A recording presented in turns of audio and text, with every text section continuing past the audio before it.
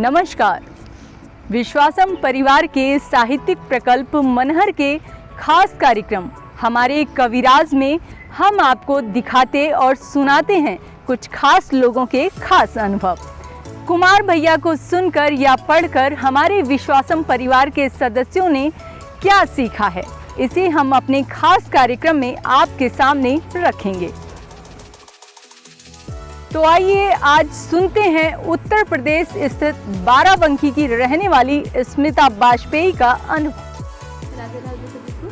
मैं स्मिता वाजपेयी बाराबंकी जिले से और विश्वासम परिवार की सदस्य हूँ। तो मैं कुमार सर को लेके आप लोगों के साथ कुछ अनुभव अपने जो अपना एक्सपीरियंस जो मैंने फील किया है वो आप लोगों के साथ शेयर करना चाहती हूँ। वैसे कुमार सर का इम्पैक्ट मेरी लाइफ में बहुत ही गहरा और बहुत ही बचपन से है। तो जब मैं 8th क्लास में थी, 8th क्लास में, हाँ, तो हमारे लालगंज रायबरेली में एक महोत्सव होता है बैसारा महोत्सव के नाम से। तो उस बैसारा महोत्सव में कवि सम्मेलन था और कवि सम्मेलन मुझे कोई इंटरेस्ट नहीं था ये सब सुनने में, पर मैं बाबा के साथ, बाबा ने बोला चलो, तो मेरे घर पे सब साहित्यिक माहौल है, तो बाबा ने बोला चलो, तुमने कहा ठीक है चलते हैं। फिर मैं चली गई वहाँ सुनने के लिए। सब कवियों ने अपना अपना काव्य पाठ किया और मुझे कुछ समझ आ नहीं रहा था। फिर जब कुमार सर आए, माइक पे आए और इतना सारा शोर शराबा हो, ये सब कुछ होटिंग ये सब होने लग गया। मैंने कहा कौन सी कवि हैं जो इतना सादा शोर ये सब हो रहा है, तालियां बज रही हैं। फिर मैंने देखा कि हाँ अच्छा कुमार सर हैं। अब सब ने बाबा से पूछा कौन है ये, तो बाबा ने बताया उनका नाम कि हाँ डॉक्टर कुमार प्रसाद हैं।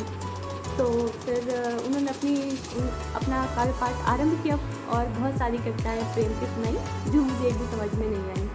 फिर मैंने जब वो चलते चलते मैंने लास्ट किया एक सॉन्ग, उनका एक गीत उन्होंने गाया, होठों पे गंगा हो हाथों में तिरंगा हो, जो मुझे बहुत ज़्यादा पसंद आया और मैंने वो उतने टाइम उनके गाते गाते मैंने याद भी कर लिया। और फिर जब मैं घर आई फिर मैंने उसको अपनी डायरी में लिखा। सबसे पहले गीत वही था जो मैंने अपनी डायरी में सर का लिखा था।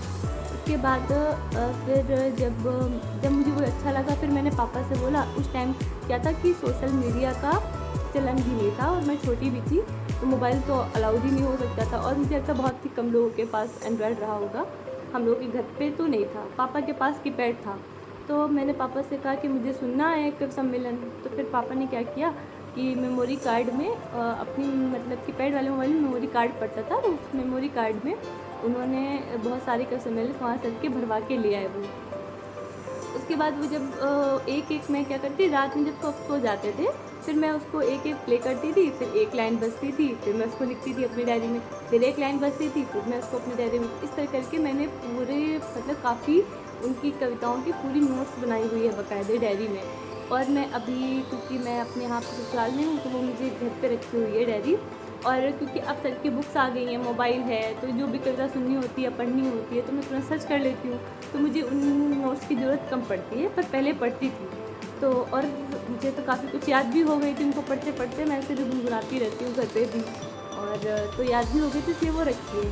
पर हाँ जब मैं सर से मिलूँगी, अभी तक मैं उनसे मिली नहीं हूँ, पर मैं जब सर से मिलूँगी तो सर का ऑटोग्राफ मैं उसमें ही लूँगी कि सर मैंने ये किया है। अगर आई होप मुझे ये बताने का मौका तो नहीं मिलेगा उनको कि मैंने इतना किया है, लेकिन हाँ ये है कि ऑटोग्राफ तो मैं उसमें ही लूँगी।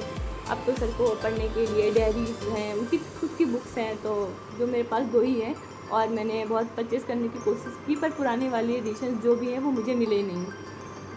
तो इन्हीं को पढ़ के जो इनमें से मुझे जिसका वो पता होता है, म्यूज़िक पता होता है, मैं गा लेती हूँ और दिन भर गुनगुनाती रहती हूँ स्टेज। अब तो मोबाइल है सबके पास, एंड्रॉयड है, तो सब अपना अब तो सर का अपने राम सुन के अगर आप थोड़ा सा भी डिप्रेस हो रहे हैं सुन लेते हैं।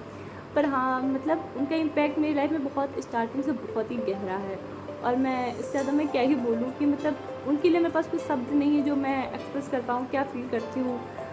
मैं उनको बहुत प्यार करती हूँ एज अ फादर। मुझे वो जब मैं किसी परेशानी में होती हूँ, किसी प्रॉब्लम में होती हूँ, कुछ मुझे समझ नहीं आ रहा होता है, तो जैसे मेरे पापा ने किसी चीज़ को डायरेक्ट करते हैं, वैसे मुझे उनकी कोई वीडियो देख के, कुछ ऐसा देख के, अपने राम देख के, मोटिवेशनल देख के वो मुझे एक डायरेक्शन मिलती है कि हाँ ये करना चाहिए। तो मैं उनको एज अ फादर बहुत प्यार करती हूँ। मुझे वो एज अ फादर ही दिखते हैं। मुझे लगता है कि हाँ अगर मेरे पापा भी होते तो वो ऐसे ही समझाते, जैसे वो समझाते हैं उस हिसाब से मुझे लगता है कि हाँ, मैं उनको अपने पिता की तरह देखती हूँ, इसलिए मैं उनको कभी गुरुजी या ऐसा कुछ नहीं बोल पाती। और फादर तो मैं बोल नहीं सकती, वो अलाउड पता नहीं कैसा साउंड करेगा, मतलब फादर बोलना मुझे नहीं पता, लेकिन हाँ इतना बस ये सारी बातें हैं।